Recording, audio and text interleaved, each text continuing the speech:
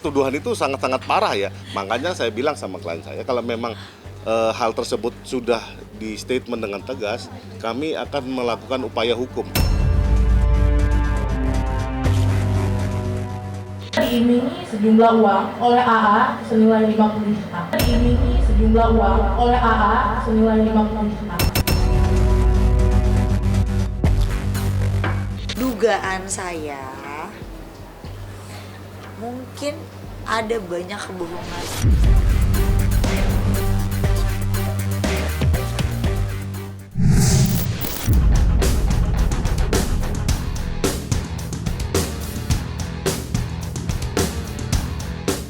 Ayu Aulia akhirnya siap menempuh jalur hukum sebagai respon atas berbagai fitnah yang dilayangkan Lisa Mariana dalam jumpa persnya kemarin. Menurut Ayu, begitu banyak kebohongan yang disampaikan Lisa tanpa adanya bukti yang kuat. Ayu juga dibuat heran kenapa Lisa dan kuasa hukumnya tidak mengambil langkah hukum jika merasa dirugikan. Sampai dengan saat ini, Lisa tidak membuat laporan apapun. Dari situlah untuk menjawab keraguan publik, Ayu sekali lagi akan melaporkan Lisa.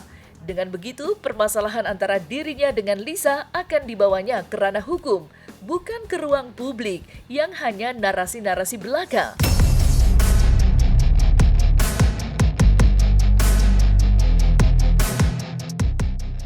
Diiming-imingi sejumlah uang oleh AA senilai 50 juta dan tidak sampai ke saya. Tuduhan itu sangat-sangat parah ya, makanya saya bilang sama klien saya kalau memang hal tersebut sudah di statement dengan tegas, kami akan melakukan upaya hukum karena klien saya tidak seperti apa yang dituduhkan sama LN tersebut. Itu di bulan Mei, di bulan April atau Mei itu saya disuruh sama AA ini ke apartemennya untuk membuat video shoot atas permintaan Pak RK.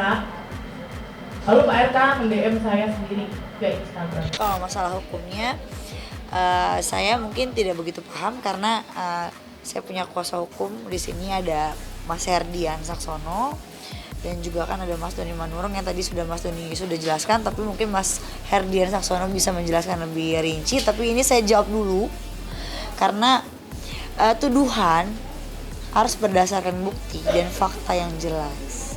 Kalau tidak adanya itu akan gugur dengan sendirinya ya Bang. Silakan dijawab Bang.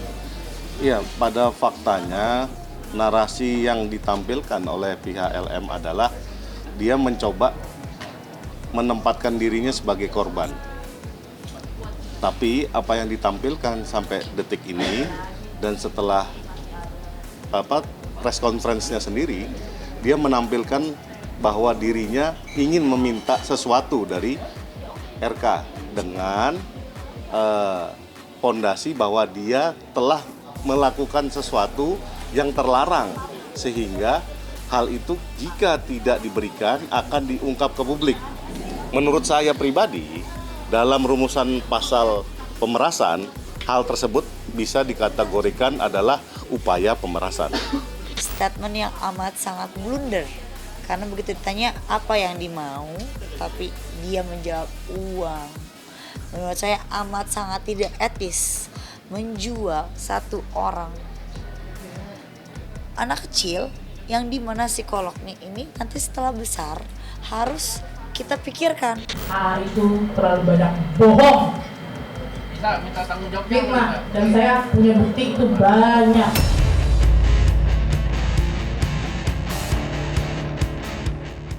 Dalam jumpa persnya, Ayu Aulia mengungkap salah satu kebohongan Lisa Mariana, yakni adanya surat perjanjian pemberian bantuan RK untuk Lisa.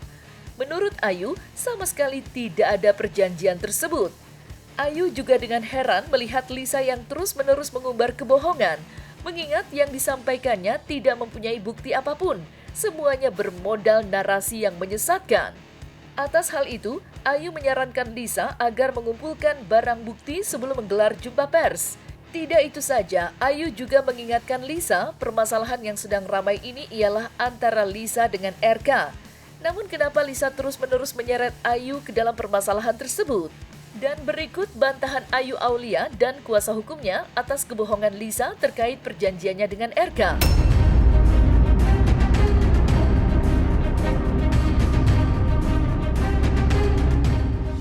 Yang harus didudukkan di sini, apakah dia memberikan surat pernyataan atau dia menandatangani perjanjian, Ya dua-duanya tuh Bang. atau dia menandatangani tanda terima.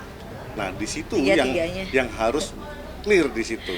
Tiga-tiga itu. Nah, makanya ini barang apa dan kira-kira ada nggak barangnya? Jadi isinya itu kurang lebih, mohon maaf kalau ada kurang atau lebih, karena saya hanyalah manusia biasa yang tak luput dari salah. Karena saya sudah memberikan itu kepada instansi terkait, gitu ya. Dan ditandatangani oleh ya Mbak yang bernama Lisa Mariana secara sadar, secara tulisan tangan beliau pula. Bagaimana caranya orang menandatangani tanpa membaca? Itu rasanya tidak mungkin.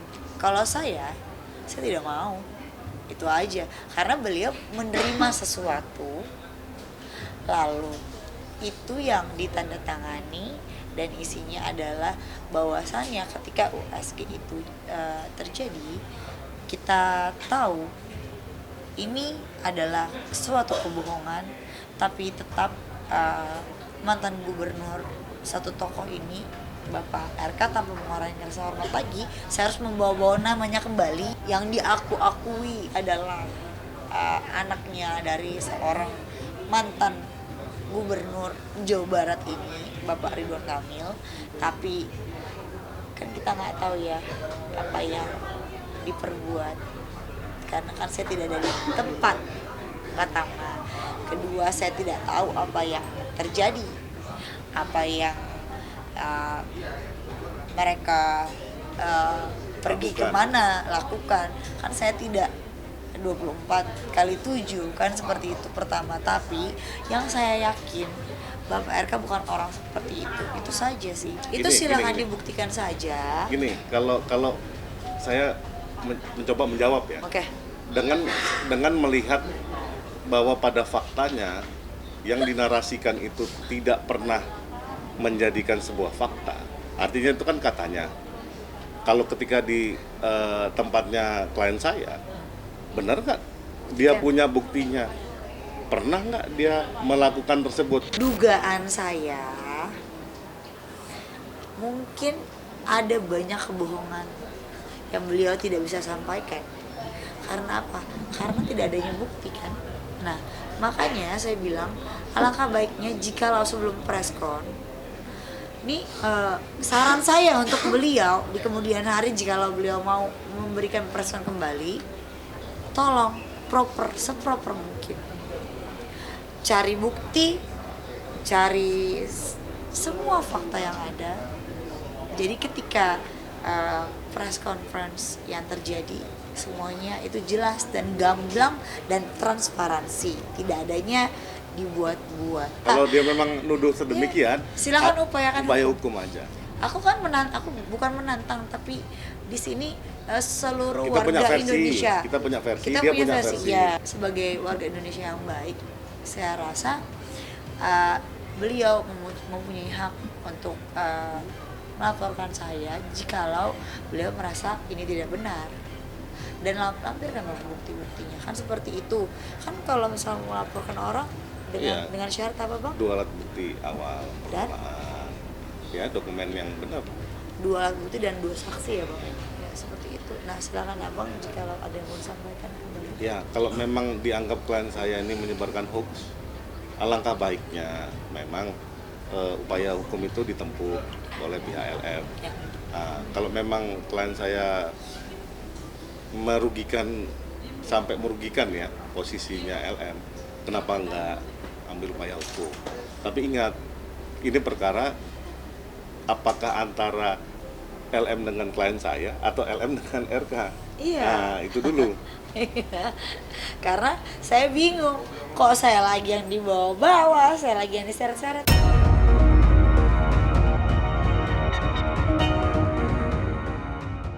Tuntutan Lisa Mariana pada Ridwan Kamil untuk tes DNA berujung somasi. Iya, Lisa Mariana melayangkan somasi pada Ridwan Kamil. Sementara itu, Ayu Aulia baru saja mengungkap jika ayah biologis anak Lisa Mariana bukanlah Ridwan Kamil. Bahkan, Ayu mempunyai bukti siapa ayah biologis anak Lisa yang sesungguhnya. Dari bukti-bukti yang dibeberkan Ayu, maka akan jelas siapa sesungguhnya ayah anak dari Lisa Mariana.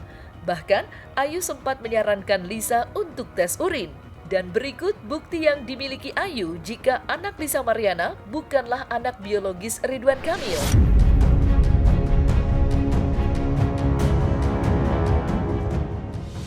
Nah, ini adalah bukti dari handphone yang saya samarkan laki-laki tersebut. Setelah mengetahui komentar tersebut, LM menghubungi laki-laki tersebut dan LM menyuruh untuk menghapus komentar tersebut. Tetapi hingga hari komentar tersebut tidak juga dihapus oleh orang tersebut karena merasa bahwa anak tersebut memang anaknya sesuai pengakuan LM pada dirinya pada sekitar bulan Mei 2021 bahwa LM hamil oleh dirinya diduga ya, dan LM kembali menyangkalnya. Dari sini juga terlihat pada bulan 25 November 2024 laki-laki tersebut selalu menanyakan kabar dan perkembangan dari anak tersebut. Silakan lihat di sini. Nah, bagaimana kabarnya? Selamat ulang tahun anak cantik, Selin, seperti itu, gitu ya. Kalau tidak ada hubungan kan, saya rasa tidak mungkin gitu ya. Jadi saya melakukan investigasi ini sebenarnya sudah 1 minggu yang lalu. Siapa sih kan lalu ayah biologis dari ini nih yang kakak tahu? Menurut saya ada 2 nama.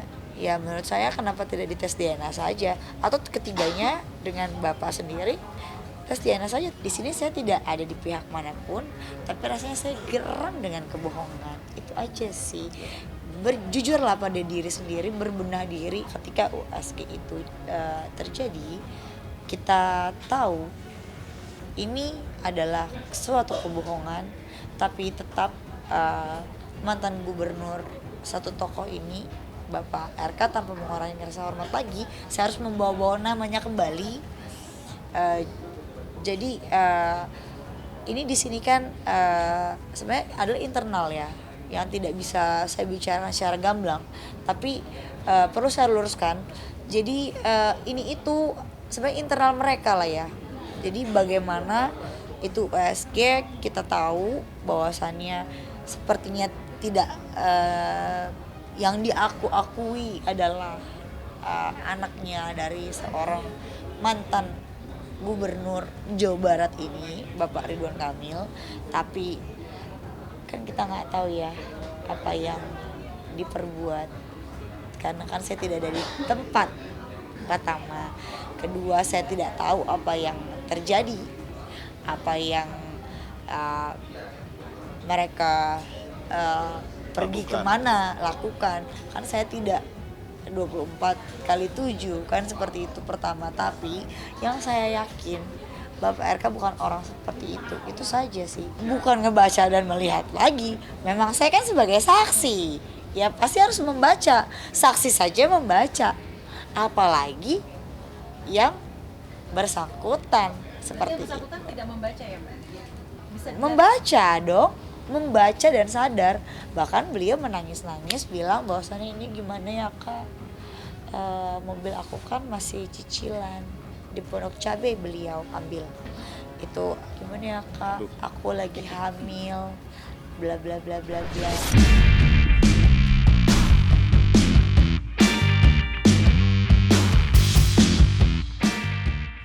Kisruh dugaan perselingkuhan yang menyeret mantan gubernur Jawa Barat Ridwan Kamil dengan selebgram Lisa Mariana belakangan ini memang menjadi sorotan. Berbagai pernyataan Lisa Mariana dalam jumpa persnya bahkan menjadi konsumsi publik. Mulai dari perkenalannya dengan RK hingga hamil dan meminta pertanggungjawaban. Menanggapi pernyataan publik Lisa Mariana, praktisi hukum Deoli Bayumara mempunyai pandangan yang menarik, terutama dari aspek hukum. Dan berikut pemaparan Deolipa mengenai pernyataan publik Lisa Mariana.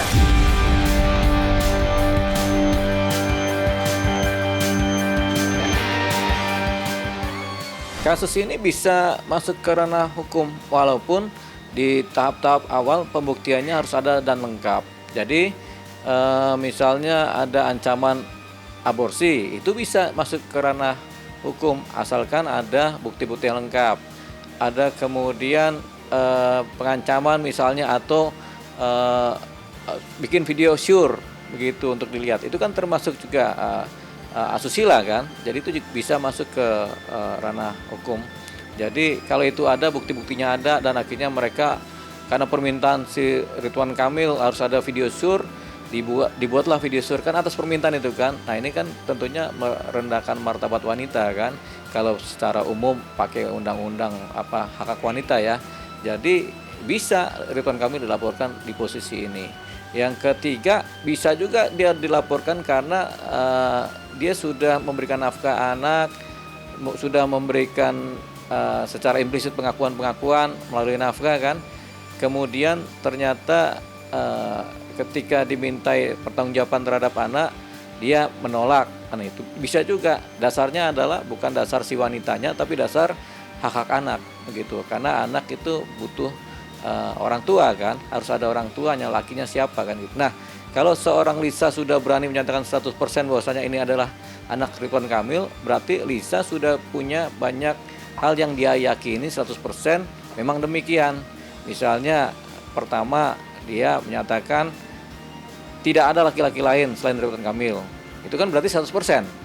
Atau mungkin ketika berhubungan secara dewasa ternyata fasenya cuma fase dengan Ridwan Kamil saja, berarti kan 100%.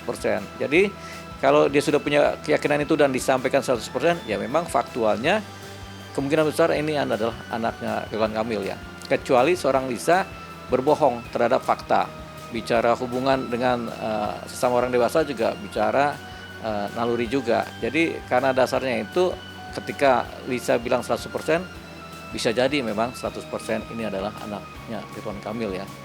Kecuali Lisa berbohong, tapi jauh dia dari wilayah kebohongan ya, begitu. Tapi kita nggak tahu apa yang terjadi. Bisa jadi juga dia ilmu kebohongannya tinggi, jadi dia pede-pede aja.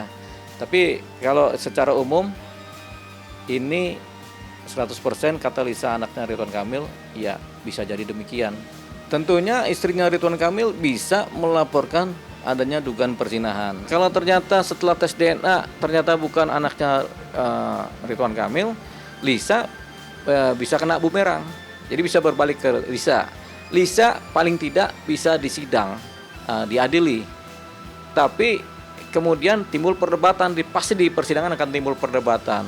Apakah keyakinan Lisa ini dianggap suatu kesalahan apa tidak? Karena Lisa meyakini ini anaknya Ridwan Kamil, ternyata bukan kan? Berarti kan Lisa ada bohongnya ada. Berarti kan dia sama pria lain juga kan. Tinggal dia yakin ini anaknya Ridwan Kamil. Nah, itu timbul perdebatan di persidangan. Disitulah nanti bisa dibuktikan apakah Lisa kemudian memenuhi unsur untuk bisa dipidana atau tidak. Nah, selesai sudah Cumi Lovers? Saksikan terus Cumi Camp In Depth, kabar lengkap, mendalam, dan akurat dari narasumber terpercaya. Dan jangan lupa untuk like, subscribe, dan juga share channel YouTube Cumi Cumi.